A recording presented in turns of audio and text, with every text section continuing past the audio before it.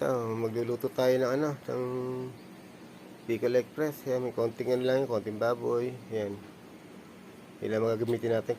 Konti lang po yan, pang ano lang po yan. Yan. Ay, igisa muna natin yung baboy para medyo lumambot-lambot siya.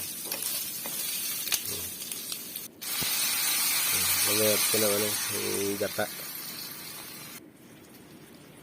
Yan.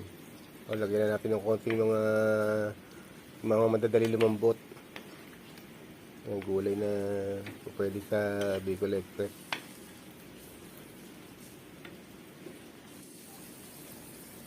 Lagyan po natin yung bagoong. Yung bagoong po na yun yung ano, luto ng bagoong. Kaya masarap po yung bagoong na yan kahit na hindi na itama dyan. Ayun daw, kasama daw talaga yun sa Bicol Express eh. Yung bagoong na yan. Bagoong na alamang.